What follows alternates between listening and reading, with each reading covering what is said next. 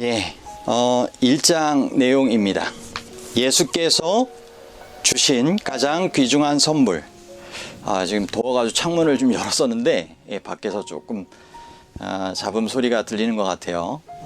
이해를 좀 해주시길 바랍니다. 예수께서 성령에 대하여 무엇이라고 가르치셨나요? 예수께서 가르치신 가장 권능 있는 기별을 들어보셨나요? 개인의 간증들, 처음 사랑을 되찾았습니다. 한 여신도가 저자에게 보내온 메시지입니다. 저는 제 친구와 함께 40일 헌신 기도와 생생한 신앙부흥 체험 가이드를 번갈아 가며 세 번째 공부하는 중입니다. 이 두 교재를 발견하기까지 저희의 믿음이나 기도의 삶은 아주 해이한 상태에 있었습니다. 저희는 간절한 마음으로 처음 사랑이 회복되기를 원했습니다. 그런데 드디어 찾은 것입니다. 우리는 진심으로 하나님께 감사드립니다. 하나님께서는 참 기이한 방법으로 기도에 응답하십니다.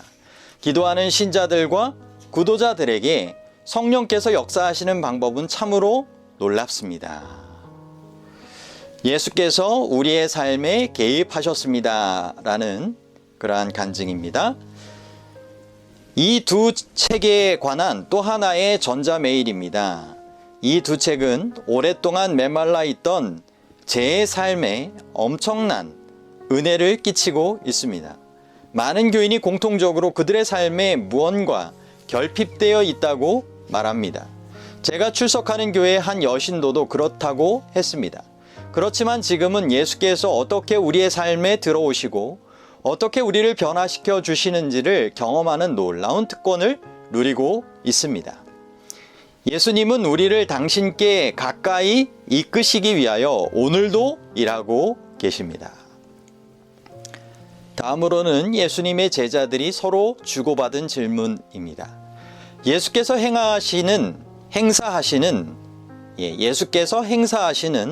강력한 영향력은 어디서 오는 것일까? 그것이 혹시 그분의 기도 생활과 관련된 것이 아닐까? 아마 이런 이유로 제자들이 주여, 요한이 자기 제자들에게 기도를 가르친 것과 같이 우리에게도 가르쳐 주옵소서라고 요청했을 것입니다. 예수께서 이 요청에 응답하셨습니다. 누가복음 11장 1절로부터 13절에 기록된 예수님의 기도 공과는 세 부분으로 구성되어 있습니다.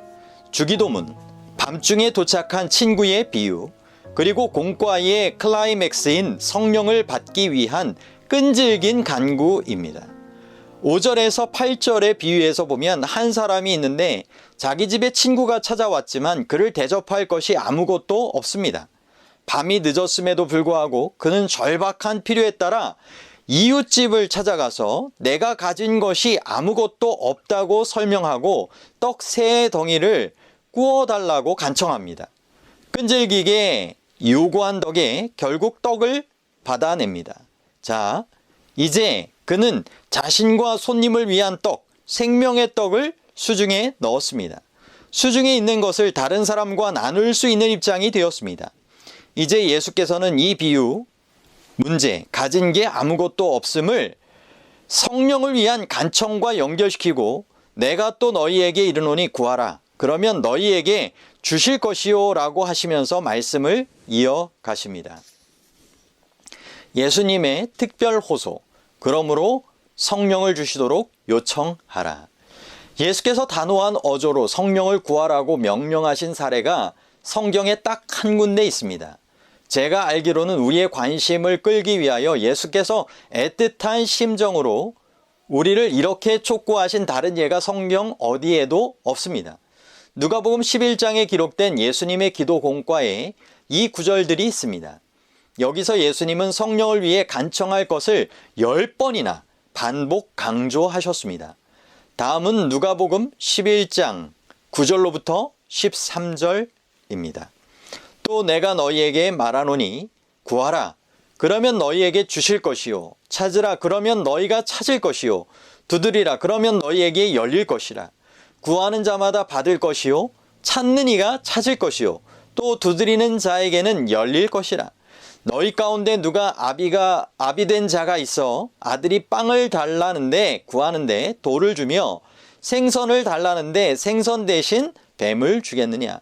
또 알을 달라는데 전갈을 주겠느냐? 너희가 악하다 할지라도 너희 자녀에게 좋은 선물을 줄 알거든. 하물며 하늘에 계신 너희 아버지께서 구하는 자들에게 성령을 주시지 않겠느냐라고 하시더라. 예수께서 위에 5절 안에 구하라는 의미의 동사를 6회 사용하셨습니다.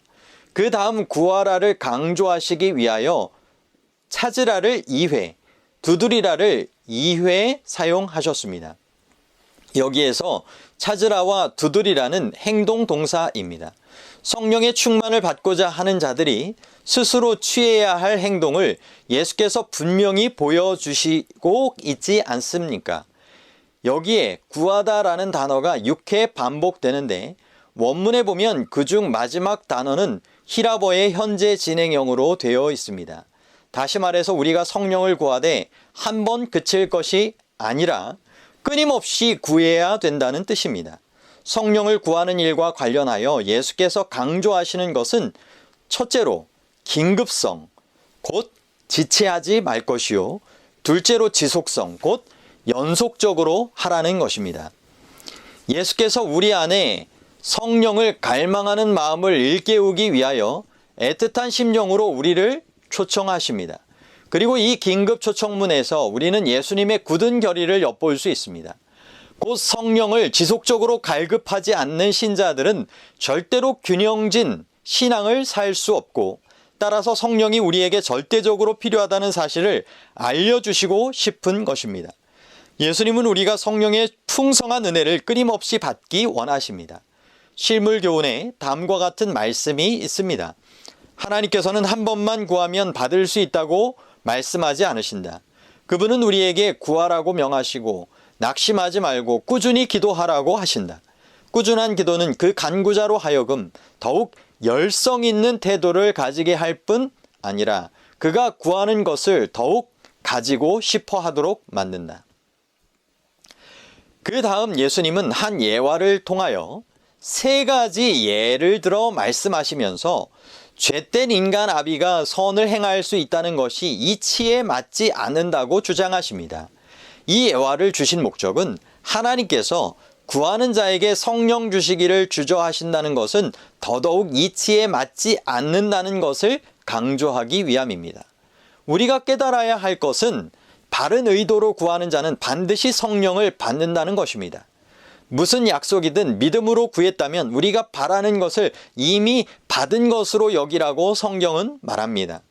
이 특별 초청문에는 우리가 성령을 끈질기게 구하지 않을 때 필경 우리의 삶에서 근본적 신앙 요소가 핍절할 것이라는 예수님의 메시지가 담겨 있습니다.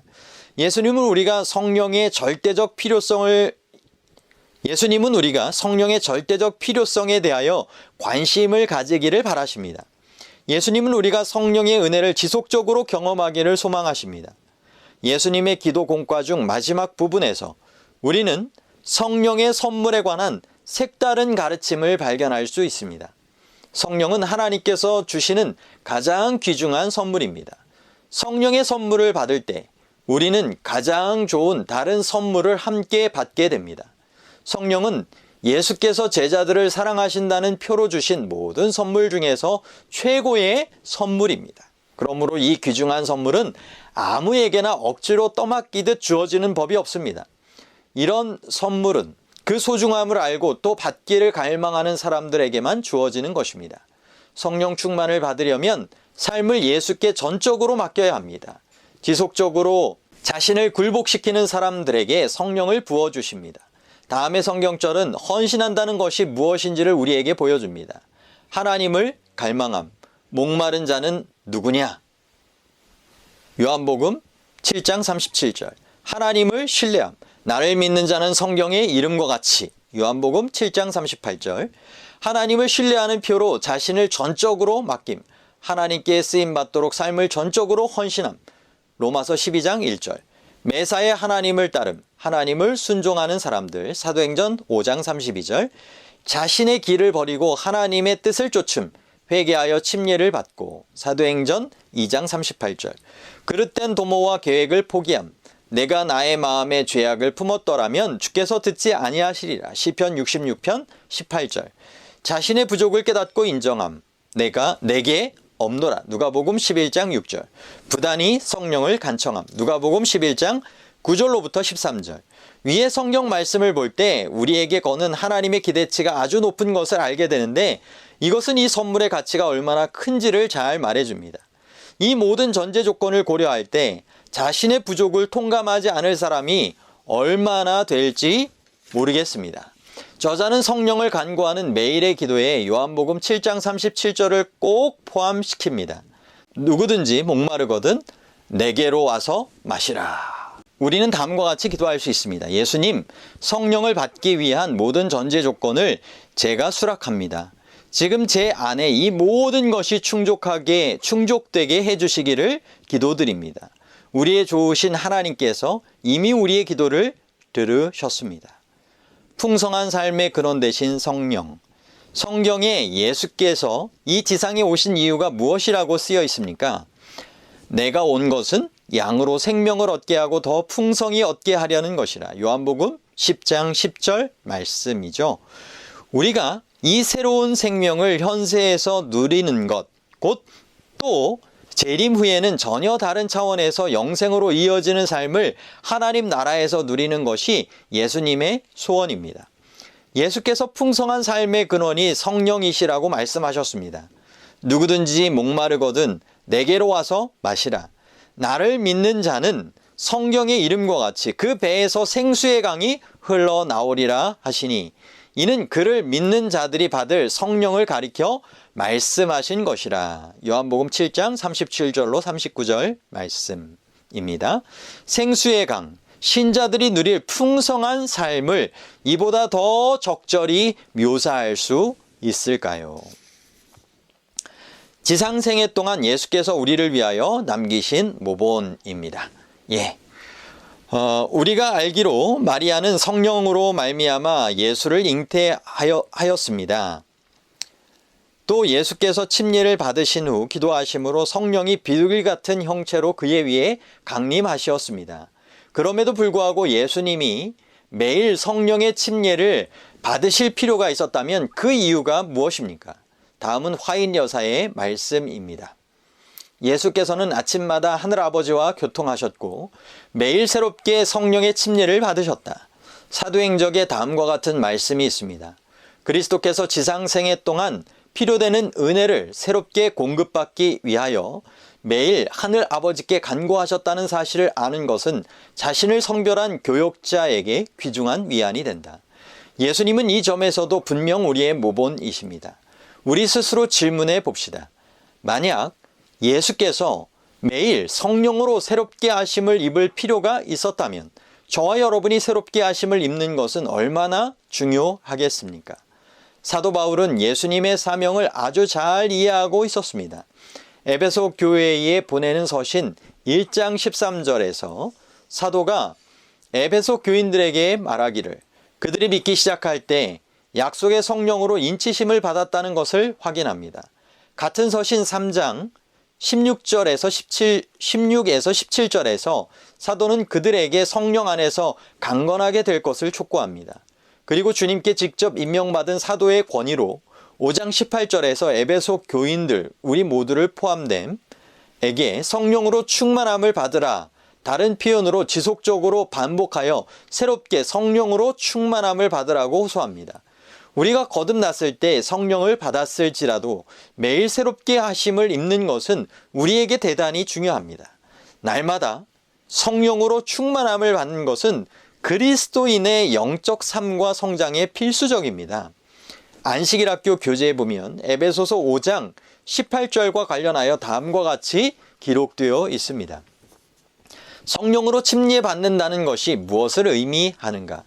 예수께서 병행절로 친히 해답을 주셨다. 성령께서 어떤 사람에게 임하시면 그 사람이 성령으로 침례를 받는 것이다. 침례라 함은 물과 같은 어떤 물질에 완전히 잠기는 것을 의미한다. 이것은 전인적 경험이다. 성령으로 침례를 받는다는 것은 성령의 영향권 안에 전적으로 몰입함을 뜻한다. 곧 성령으로 가득 채워지는 것이다. 이것은 단 한 번에 끝날 경험이 아니고 지속적으로 되풀이되어야 할 경험이다. 이것을 강조하기 위하여 사도는 에베소서 5장 18절 후반에 채우다라는 뜻의 히라보 동사를 현재 진행형으로 묘사했다. 예수님의 고별 설교와 성령. 예수님은 그의 고별 설교를 통하여 우리에게 기쁨과 희망의 기별을 주셨습니다. 그것은 다름 아닌 성령께서 예수님 대신 오신다는 기별입니다. 요한복음 16장 7절에는 제자들을 깜짝 놀라게 했던 선언이 기록되어 있습니다. 그러나 내가 너희에게 실상을 말하노니 내가 떠나가는 것이 너희에게 유익이라. 내가 떠나가지 아니하면 보혜사가 너희에게로 오시지 아니할 것이요 가면 내가 그를 너희에게로 보내리니. 새로운 해결책의 장점. 예수께서 제자들에게 놀라운 발언을 하셨습니다. 내가 떠나가는 것이 너희에게 유익이라. 무슨 의미인가 하면 예수께서 육신으로 우리와 함께 계시는 것보다 성령을 통하여 우리와 함께 계시는 것이 우리에게 더 유익하다는 뜻입니다. 그렇게 함으로 예수님은 육신의 장벽에 구애받으실 필요가 없다는 뜻입니다. 성령을 통하여 예수께서는 때와 장소에 상관없이 각 개인과 함께 하실 수 있습니다. 저는 이 부분에 대해서 제가 개인적으로 이 초등학교 교목을 할 때 이 비유가 실제적으로 와닿는 경험을 좀 했던 적이 있는데요. 초등학교 기도주의를 할 때였습니다. 그런데 그때 당시에 아마 이 코로나 이 전염병 바이러스 이전에 있었던 이 전염병 가운데 그때 뭐였을까요? 한 전염병이 이게 있었는데 나름대로 격리를 잘 이렇게 해야 되는 그러한 상황이었습니다. 그래서 함께 이렇게 강당에서 모여서 이 강사 목사님의 직접적인 기도주일 말씀을 들을 수가 없었어요. 그래서 강사 목사님은 방송실에 가셔서 방송을 하시고 각 반에서 개별적으로 이렇게 각 반별로 TV 모니터에 나오는 이 강사 목사님의 그러한 기도주일 말씀을 다 나눠서 이렇게 나눌 수가 있었습니다. 나눠서 볼 수가 있었습니다.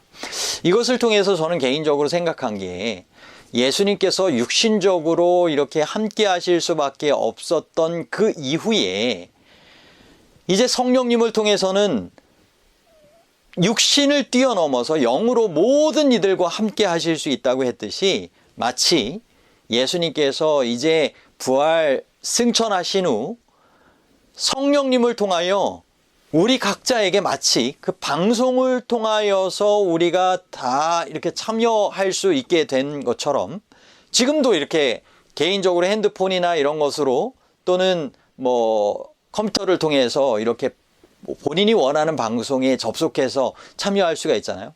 마치 우리가 성령 하나님의 임재에 성령 하나님과의 접속에 희망하기만 한다면 언제나 성령님께서는 우리 개인적으로 이렇게 역사하시도록 하실 수 있는 귀한 축복을 이 예수님께서 떠나가시면서 새로운 해결책으로 허락하여 주셨다라고 하는 이 깨달음을 갖게 되는 것입니다.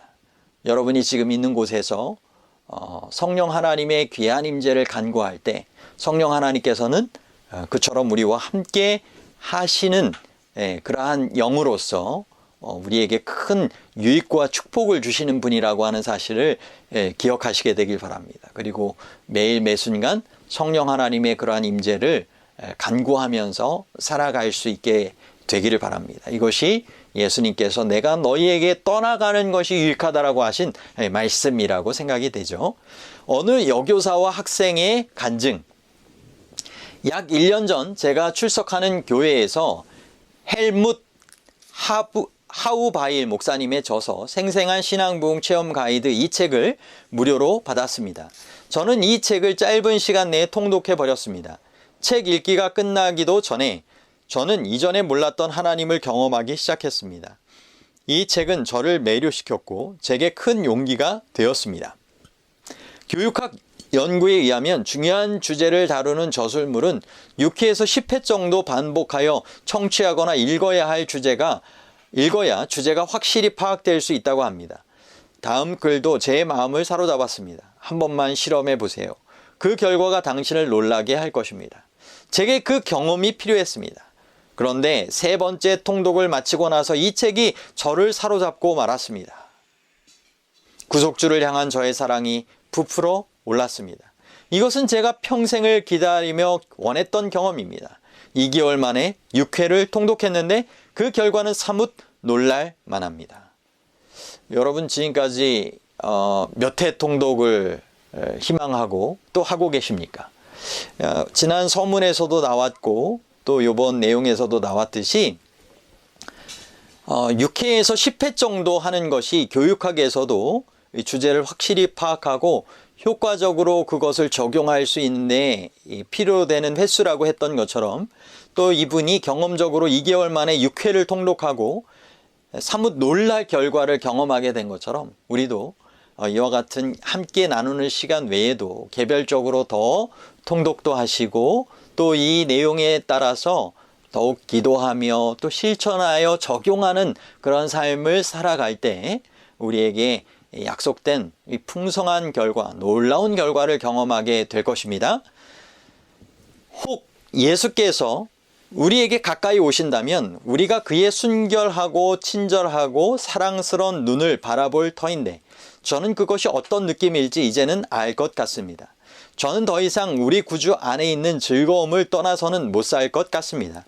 아침에는 눈 뜨자마자 하나님과 다시 교제를 경험하는 아침 헌신 시간이 기다려집니다. 낮 동안은 묵묵히 기도하면서 성령께서 제 생각을 주관하시고 대화 중에 저의 태도에서 수업 중에 저를 도와주시기를 간구합니다.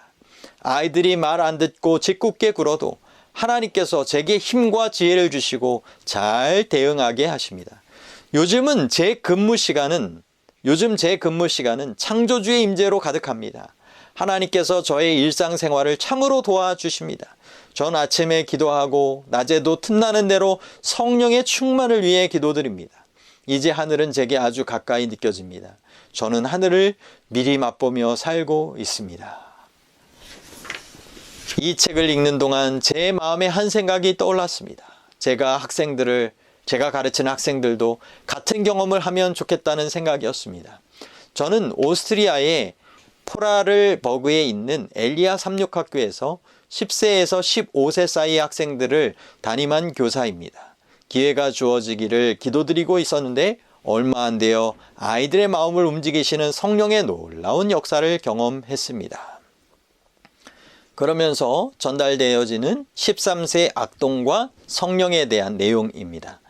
다음의 이야기는 제가 생생한 신앙부흥 체험 가이드를 읽기 1년 전 저의 학교에 전학 온 어떤 남학생 연고로 벌어진 일에 관한 것입니다. 그 학생이 전학 온 지 며칠이 지나지 않아서 늘 평온한 오아시스 같던 학교 분위기가 온통 돛대기 시장이 돼버렸습니다.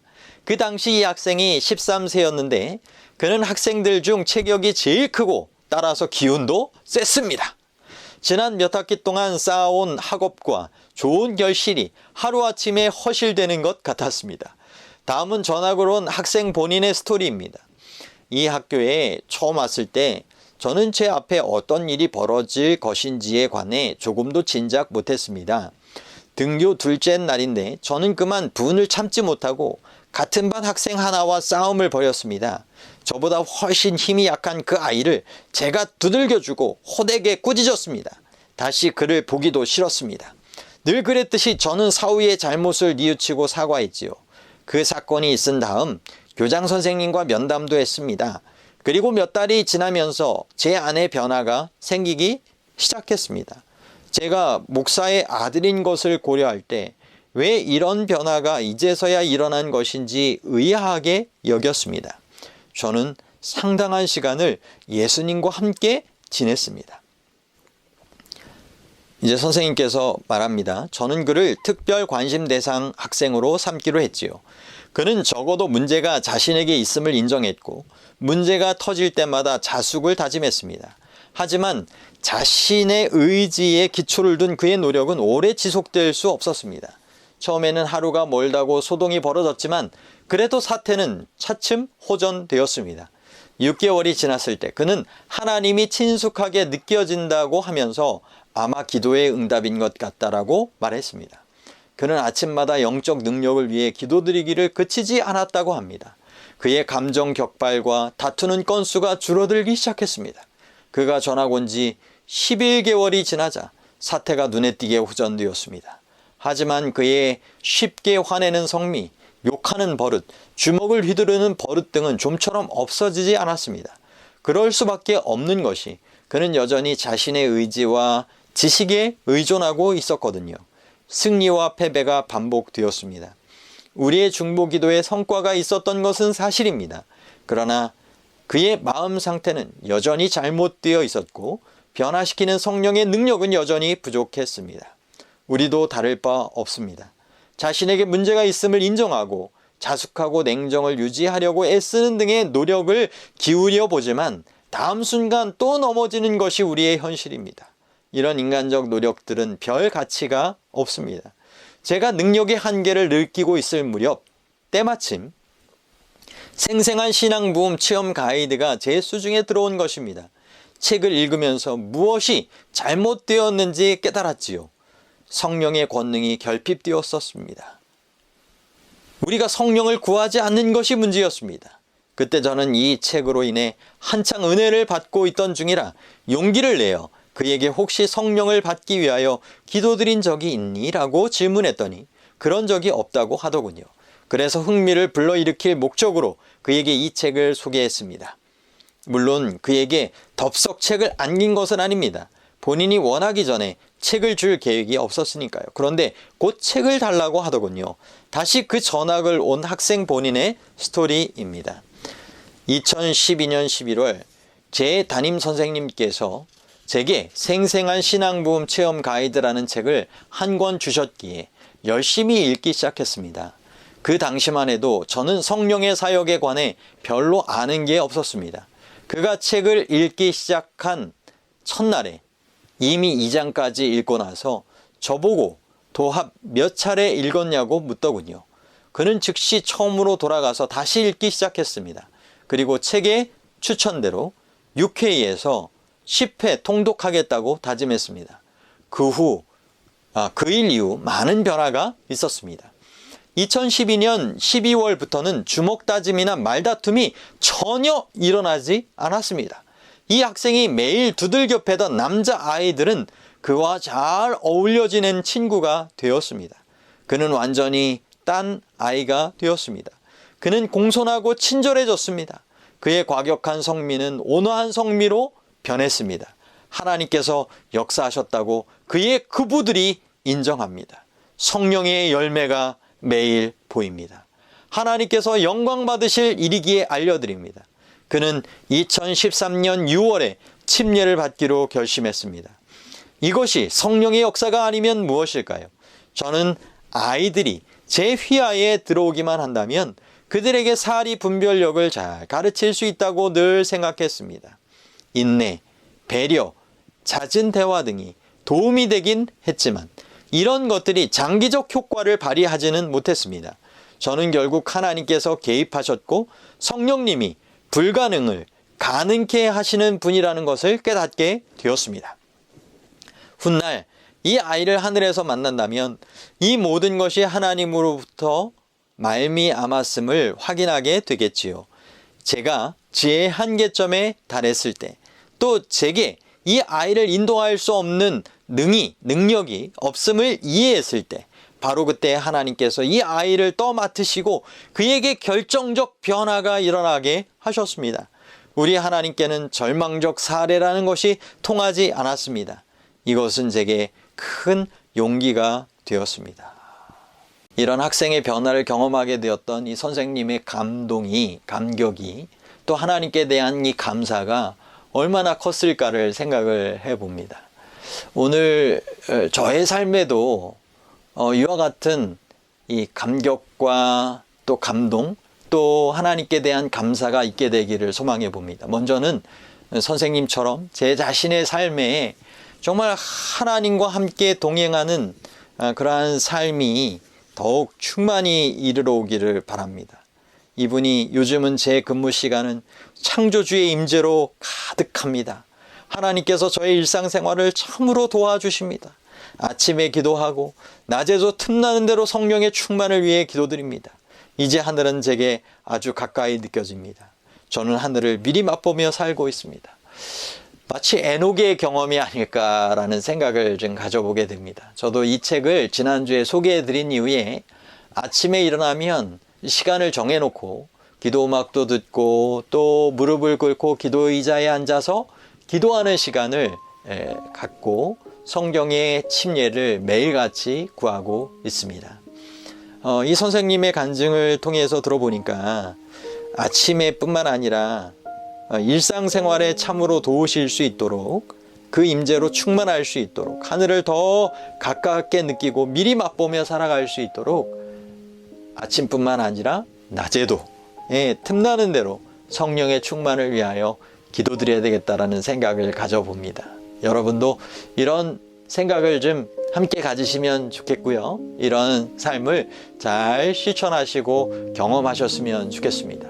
더 나아가 이 선생님이 자기의 반 아이 중에 전학온 학생이 그야말로 악동이었잖아요. 그런데 이 아이가 이 책을 읽고 정말 변화되어지는 그 경험을 통하여 또 침례도 받고 또 같은 반 친구들도 늘 다투고 이렇게 적대 관계에 있었던 그런 친구들도 이 아이 가운데 역사된 그런 하나님을 인정하고 성령의 열매를 매일 함께 볼 수 있게 되었던 것처럼 우리의 가정에서 또 우리의 교회에서 우리의 직장, 일터, 우리의 이웃들과의 모든 삶 가운데 성령의 열매가 보여질 수 있도록 우리도 누군가에게 이와 같은 이 책을 소개하고 또는 이 책의 내용을 소개하고 또 성령의 충만한 삶을 함께 살아가자고 이렇게 호소하고 실제적으로 권면하며 그들의 삶이 변화되어지는 경험을 함께 갖는다면 얼마나 마음 가운데 큰 감동이 될까를 생각을 해봅니다. 더 나아가 침례도 받고 또 신앙 안에서 성령 하나님의 그러한 인도하심 가운데 순종하여 함께 살아간다면 너무나 좋겠죠? 기도 마지막으로 읽고 마치도록 하겠습니다. 하늘에 계신 아버지, 예수님을 통하여 저에게 긴급 초청문을 보내주시고 지체하지 않고 성령을 간구하도록 깨우쳐 주셨으니 감사를 드립니다.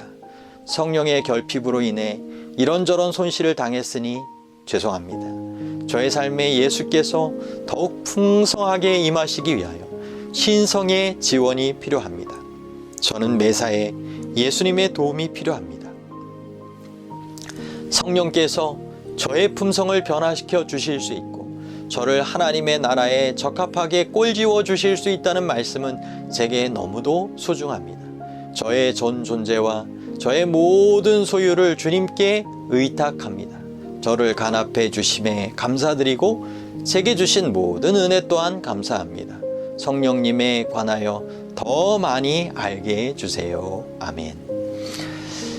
여러분, 오늘 이 기도의 내용처럼 또 이 책의 내용처럼 우리가 성령의 충만을 위하여 더욱 구하고 이러한 이 성령님께서 우리의 품성을 변화시켜 주시고 또 우리에게 이 영혼 구원의 사명까지 잘 감당할 수 있는 능력을 더하여 주시기를 간구하지 않으시겠습니까?